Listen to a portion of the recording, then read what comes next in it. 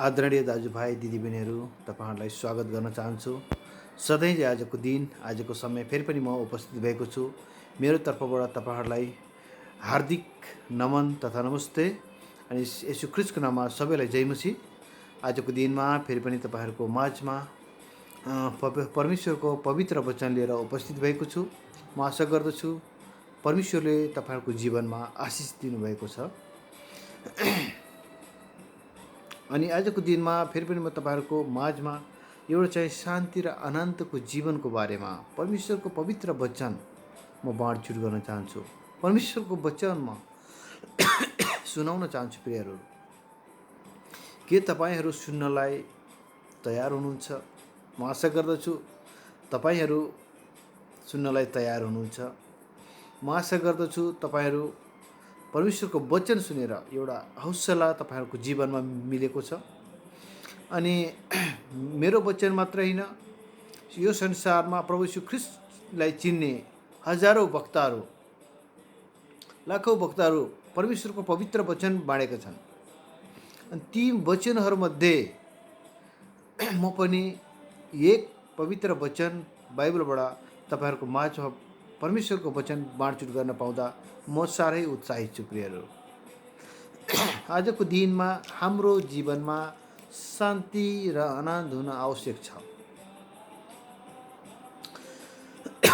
भन्ने कुरा सिकाउनलाई म तपाईँहरूमा फेरि पनि उपस्थित भएको छु। अनि म चाहन्छु प्रिय दाजुभाइहरू, हरेकको जीवनमा, चाहे विश्वास गर्नेहरूको होस् चाहे विश्वास नगर्नेहरूको होस्, प्रभु यीशु ख्रीष्टलाई चिनेको होस् या नचिनेको होस्, हरेकको जीवनमा शान्ति र आनन्द भएको होस्। आजको दिन तपाईँहरूको माझमा परमेश्वरको पवित्र वचन लिएर आज म रोमीको पुस्तक 5 अध्यायको आज शान्ति र आनन्दको वचन लिएर म तपाईँहरूको माझमा उपस्थित भएको छु। म आशा गर्दछु तपाईँहरू खुसी र आनन्द हुनुहुन्छ अनि परमेश्वरको वचनहरू सुन्दै उल्लासित भएको म पाउँदछु। अनि तपाईँहरूले कमेन्ट गर्दै हुनुहुन्छ, सेयर गर्दै हुनुहुन्छ, लाइक गर्दै हुनुहुन्छ। मलाई खुसी लागेको छ, किनकि परमेश्वरको वचनमा पाउँदछौँ हामी चाहिँ पवित्र आत्माको अभिषेकदार चाहिँ एक अर्काको सेवक बन्नुपर्दछ। हामी चाहिँ असल कुराहरूको बाँडचुट गर्नुपर्दछ, एक अर्कालाई चाहिँ सहायता गर्नुपर्दछ। तब मात्र हाम्रो जीवनमा एउटा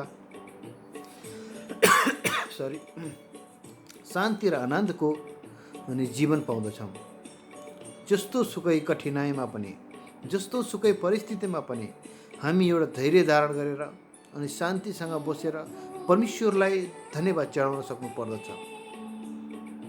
म यी सन्देशहरू लिएर, यी वचनहरू लिएर आज तपाईँहरूको माझमा उपस्थित भएको छु। पावलले भन्दै हुनुहुन्छ, यहाँ पावलले लेख्नु भएको छ रोमीको पुस्तक, यसै कारण विश्वासद्वारा धर्मी ठहरिएर हाम्रा प्रभु यीशु ख्रीष्टद्वारा परमेश्वरसँग हाम्रो मिलाप भएको छ। Praise the lord. हामी चाहिँ परमेश्वरमा विश्वास गरेको कारणले अनि परमेश्वरको नाउँमा धर्मी ठहरिएको कारणले अनि चाहिँ हाम्रो परमेश्वरसँग मिलाप भएको छ भन्ने वचन हामी परमेश्वरको पवित्र वचनमा पाउँदछौँ। उहाँद्वारा हामीले यस अनुग्रहमा विश्वासद्वारा प्रवेश पाएका छौँ। यस अनुग्रहमा हामी खडा छौँ र परमेश्वरका महिमाको सहभागी हुने हाम्रो आशामा हामी रमाउँछौँ। प्रेज द लर्ड। साँच्चै नै हामी चाहिँ परमेश्वरमा विश्वास गरेको हुनाले अनि परमेश्वरमा हामी चाहिँ अनुग्रह पाएका छौँ। अनि त्यही अनुग्रहको कारणले हामी चाहिँ परमेश्वरमा प्रवेश गर्न पाएका छौँ। विश्वासद्वारा चाहिँ परमेश्वरको अनुग्रहले हामी चाहिँ विश्वासद्वारा प्रवेश गर्न पाएका छौँ। मतलब परमेश्वरसँग मिलाप भएको पाउँदछौँ। अनि चाहिँ हाम्रो जीवनमा चाहिँ एउटा परमेश्वरको महिमाको सहभागी हुने आशामा हामी रमाउँदछौँ भन्ने कुरा पाउँदछौँ। प्रेज द लर्ड। हाम्रो जीवनमा चाहिँ यसरी परमेश्वरसँग मेलमिलाप हुँदै जाँदा अनि हाम्रो जीवनमा रमाहट हुँदै जान्छ। प्रियहरू, त्यही कारण यो जानेर कि सङ्कटले सहनशीलता उत्पन्न गराउँदछ। सङ्कटले चाहिँ एउटा सहनशीलता, धैर्य गर्ने कुरा सिकाउँदछ भन्ने हामी पाउँदछौँ। सहनशीलताले चरित्र र चरित्रले आशा उत्पन्न गराउँछ। यो जब हाम्रो जीवनमा सहनशीलता हुन्छ अनि चाहिँ त्यसले चाहिँ हाम्रो जीवनको चरित्रमा, अनि चरित्रमा चाहिँ त्यसले आशा उत्पन्न गराउँछ। जब हाम्रो जीवन परमेश्वरमा विश्वास गर्छौँ अनि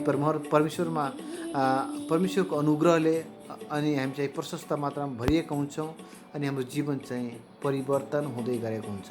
हामी चाहिँ एउटा चाहिँ परमेश्वरको अनुग्रहद्वारा अनि विश्वासद्वारा हामी चाहिँ एउटा धार्मिक जीवनमा चाहिँ ठहरिरहेको हुन्छ। धार्मिक जीवनको घोषणा गरिराख्नु भएको छ परमेश्वर। त्यसपछि हामी चाहिँ यस अनुग्रहमा हामी खडा हुन्छौँ।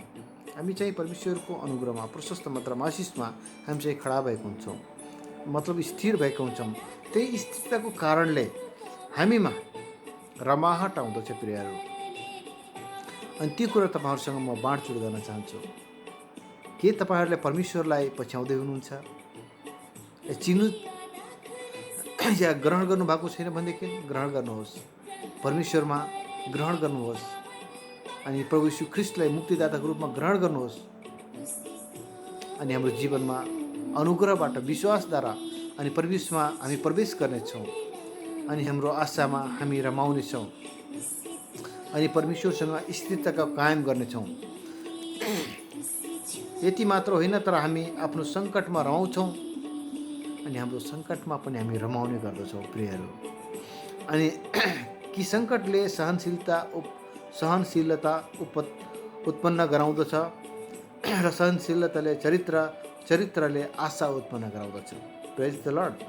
अनि आशाले हामीलाई निराशा गराउँदैन, किनकि हामीलाई दिएका पवित्र आत्माद्वारा परमेश्वरको प्रेम हाम्रा हृदयमा खन्याइएको छ। Praise the Lord. परमेश्वर तपाईँको स्तुति भएको होस्। विशेष कुरा हामी यहाँ चाहिँ पाउँदछौँ, जब हामी चाहिँ आशाले हामीलाई निराशा गराउँदैन भनेको छ, किनकि हामीलाई दिएको पवित्र आत्माद्वारा परमेश्वरको प्रेम हाम्रा हृदयमा खन्याइएको छ। Praise the Lord, praise the Lord. परमेश्वर तपाईँको स्तुति भएको होस्।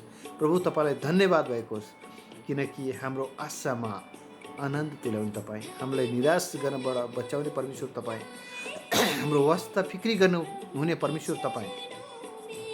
अनि हाम्रो हृदयमा चाहिँ तपाईँको प्रेम खन्याइएको कारणले, प्रेमले भरिदिएको कारणले हामी चाहिँ निराशा हुँदैनौँ। प्रेज द लर्ड। कति मिठो वचन प्रियहरू। तपाईँहरू पनि यस्तै गर्नुहोस्, परमेश्वरलाई पछ्याउनुहोस् अनि आफ्नो जीवनलाई परिवर्तन गर्नुहोस्। आफ्नो सङ्कटमा चाहिँ धैर्य धारण गर्नुहोस् ताकि तपाईँहरूको जीवनमा रमाहट होस् भनेर म आशा गर्दछु। अनि 6 पदमा, किनकि हामी दुर्बल हुँदा नै ख्रीष्ट अधर्मीहरूका निम्ति ठिक समयमा मर्नुभयो। धार्मिक मानिसको निम्ति मर्न तयार हुने कोही बिरलै पाइएला, कतै असल मानिसको निम्ति कसैले मर्ने आँट पनि गरिहाल्ला। तर परमेश्वरले हाम्रा निम्ति उहाँको प्रेम यसैमा देखाउनुहुन्छ कि हामी पापी छँदै ख्रीष्ट हाम्रा निम्ति मर्नुभयो। Praise the Lord, praise the Lord. कति महान कुरो। हाम्रो पापहरूको निम्ति, हामीलाई पापदेखि बचाउनुको निम्ति परमेश्वरले चाहिँ हामी पापी छँदै, हामी दुर्बल छँदै, हामी कमजोरी छँदै हाम्रो निम्ति मर्नुभएको छ। हाम्रो निम्ति मर्नुभएको छ। हाम्रो निम्ति विभिन्न दुःख कष्टहरू सहेर मर्नुभएको छ। यी कुरा चाहिँ हामी पवित्र वचनबाट पाउँदछौँ। तर परमेश्वरले हाम्रो निम्ति उहाँको प्रेम यसैमा देखाउनुहुन्छ कि हामी पापी छँदै ख्रीष्ट हाम्रो निम्ति मर्नुभयो। Praise the Lord, praise the Lord. परमेश्वर तपाईँको स्तुति होस्, परमेश्वर तपाईँको प्रशंसा होस्, किनकि तपाईँले हामीलाई यसैमा प्रेम देखाउनु भएको छ। हामी दुर्बल छँदा, हामी पापी छँदा प्रभु तपाईँ हाम्रो निम्ति मर्नुभएको छ, हाम्रो निम्ति दुःख कष्ट उठाउनु भएको छ। हे प्रभु, तपाईँको महिमा होस्, तपाईँको प्रशंसा होस्। यसकारण उहाँको रगतद्वारा धर्मी ठहरिएका हुनाले झन बढी हामी परमेश्वरको क्रोधबाट उहाँद्वारा बचाइनेछौँ, किनकि हामी शत्रु छँदै उहाँका पुत्रको मृत्युद्वारा परमेश्वरसँग हाम्रो मिलाप भएको थियो भन्ने झन् बढी अब उहाँसँगै मिलाप भएको हुनाले ख्रिस्टको जीवनद्वारा हामी बचाइनेछौँ। प्रेज द लर्ड। त्यही कारण हामी ख्रिस्ट येशूलाई पछ्याउनु पर्दछ, विश्वास गर्नुपर्दछ, किनकि हाम्रो जीवन प्रभुले बचाउनुहुन्छ। परमेश्वरसँग भएको मिलापको कारणले, परमेश्वरलाई ग्रहण गरेको कारणले परमेश्वरले चाहिँ हामीलाई बचाउनुहुन्छ, हाम्रो जीवनलाई सुरक्षा दिनुहुन्छ भन्ने कुरा यहाँ वचनद्वारा हामी पाउँदछौँ।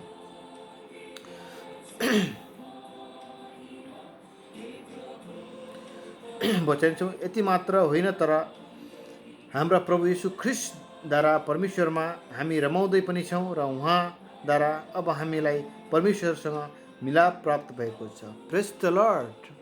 अब चाहिँ हामी हाम्रो जीवनमा, उपरान्त जीवनमा अनि रमाउँदै पनि छौँ अनि परमेश्वरसँग मिलाप भएको कुरा पनि पाउँदछौँ। प्रेज द लर्ड। यस वचन पढाएर सुनाइमा परमेश्वरले तपाईँहरूको जीवनमा प्रशस्त मात्रामा आशिष दिनुहोस्। के प्रिय दाजुभाइ दिदीबहिनीहरू, तपाईँहरू पनि अझ पनि परमेश्वरतिर फर्किनु भएको छैन भनेदेखि फर्किनुहोस्। म आग्रह गर्न चाहन्छु, म अनुरोध गर्न चाहन्छु तपाईँहरूलाई परमेश्वरको वचन अनि परमेश्वरको इच्छा अनुसार आज्ञाकारिताको जीवन बिताउनुहोस् अनि आफ्नो जीवनलाई सुरक्षित राख्नुहोस् अनि परमेश्वरमा मिलाप गर्नुहोस्, परमेश्वरको डर र भयमा हिँड्नुहोस्, ताकि हाम्रो जीवन परमेश्वरको इच्छा अनुसार हामी हिँडुल गर्न सकौँ अनि परमेश्वरलाई मनपर्ने जीवन हामी बिताउन सकेका हौँ भने प्रार्थना गरौँ। म आशा गर्दछु यस वचन पढाएर सुनाइमा परमेश्वरले तपाईँहरूलाई प्रशस्त मात्रामा आशिष दिउन्। आदरणीय दाजुभाइ दिदीबहिनीहरू, फेरि पनि आउने दिन, आउने समयमा म तपाईँहरूको माझमा परमेश्वरको पवित्र वचन लिएर उपस्थित हुने आशा राख्दै यस घडी म बिदा हुन चाहन्छु। हस्त सबैलाई जय मसीह अनि नमस्ते।